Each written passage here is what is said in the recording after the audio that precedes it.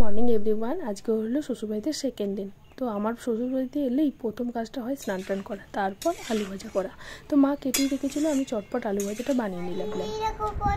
কাকার সঙ্গে hair cut করে আসো। হ্যাঁ, চুলগুলো প্রচুর বড় হয়ে গেছে, ঘেমে যাচ্ছে।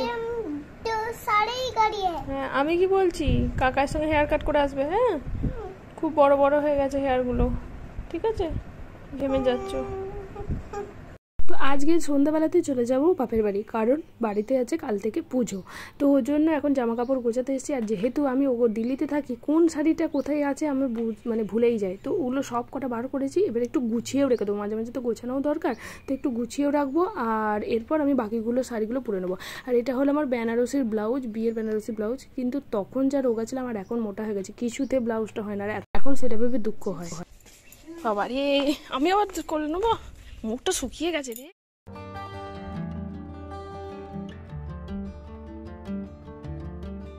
Morning everyone. আজকে হলো সোমবার।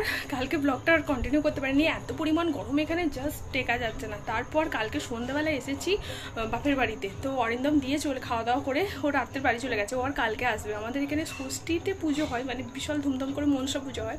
আর ঠিক মানে এই পুজোটা হয় ষষ্ঠীর আগের দিন হলো আমাদের পুজো, আর পরের দিন হলো ষষ্ঠী। তো এই 7 বছর বিয়ে হয়েছে, এটা হলো সেকেন্ডবার চান্স পেয়েছে ষষ্ঠী করার। তো কালকে আসবে পুজোর দিনকে। আর সকাল থেকে এত গরম টেকা যাচ্ছে না, মানে ফ্যান ছাড়া থাকা যায়। আমি তো ফ্যান চালিয়ে কথা বলছি, তাও এইরকম অবস্থা। বলো, ব্লগটা এই বাপের বাড়ি থেকে কন্টিনিউ করছি। আজকে হলো সয়লা, মানে পুজোর আগের দিন হয় সয়লা, তো আজকে হলো সয়লা। আর সকালবেলা বৌদি মাছ বাছতে শুরু করে দিয়েছে। এখানে পুকুরের মাছ ধরেছে, তো ওটা এখন বৌদি বাছছে। আর আমি টুকটাক এই আলমারিতে কালকে যে জামা কাপড় এনেছি সেগুলো গোছালাম, মানে আমার আলমারিতে এইসবই কাজ চলছে টুকটাক। তো চলো ব্লগটা এখান থেকে কন্টিনিউ করছি। কিনে যতই খাওয়া হোক, বাড়ির পুকুরের মাছের স্বাদই আলাদা হয়। তো আর টাটকা মাছ একদম। তো বৌদি বললো আমি মাছগুলো কেটে দিচ্ছি, তুমি শুধু একটুখানি মাথাগুলো চিড়ে দিও। তো আমি তার জন্যই বৌদির সামনে এখন বসে আছি। আর হরিদ্বার থেকে কি কি এনেছিলাম তোমাদেরকে তো দেখানো হয়নি তখন ব্লগে, তো এখন তোমাদেরকে দেখিয়ে দিই। সেগুলোই এখন একটা একটা করে বার করছি, প্লাস দাদার জন্য কি এনেছি, বা ষষ্ঠীতে অরিন্দম কোনটা চেঞ্জ করলো, কি নিল, সেটা তোমাদেরকে দেখাবো। এই দুটো ব্যাগ এনেছি, বৌদির যেটা পছন্দ বৌদি নেবে, আর বাকিটা আমি নেব। আর এটা আমার দাদার ছেলের জন্য এনেছি, বিশাল মাঠটা গিয়েছিলাম লাস্টবার যখন। আর এটা আমার দাদার জন্য, তো আগে দেখিয়েছিলাম, কিন্তু দাদার ছেলের টি শার্টটা দেখানো হয়নি। এটার কালারটাও কিন্তু খুব সুন্দর। বৌদি বললো আজকে দিনটা বেশ ভালো আছে, প্রতিবার তো কাটতে পারবো না, আমার চুলটা একটুখানি কেটে দাও।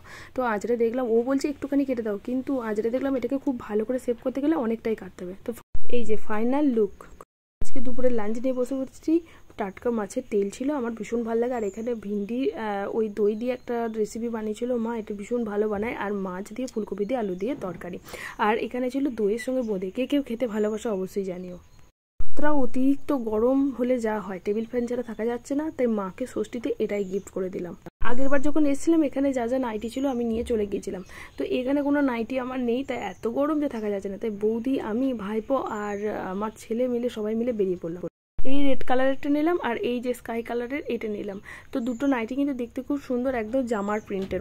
তারপর জুতোর দোকানে গেলাম 2 বাচ্চার জন্য দুটো চপ্পল নিতে। না, জুতো কালারটা খারাপ লাগছে না, ভালো লাগছে। পরো, আচ্ছা ঠিক আছে। হ্যাঁ, তোমার ঠিক সে পেনো। হ্যাঁ,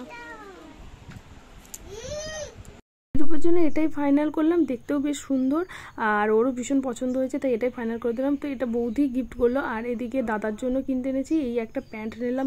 এটা কালো, নালে এই প্যান্ট কালো তো পরবে না, নালে এই প্যান্টটাও, এটাও ভালো লাগছিল। দোকানটায় বৌদির জন্য যখন নাইটি নিতে গেলাম, বৌদির হাইটে পেলো না, কারণ বৌদি একটু লম্বা আমার থেকেও। তো এখানে এসে পাওয়া গেল বলে এই নাইটিটা ফাইনালি ও নিয়ে নিল। আর যেহেতু বৌদি অপারেশন হয়েছে, তাই বাইরে খাওয়া একদম বারণ, তাই আমরা কিছুই খাচ্ছি না। এরপর ডিরেক্ট বাড়ি চলে যাবো। দেখা হচ্ছে নেক্সট ব্লগ নিয়ে।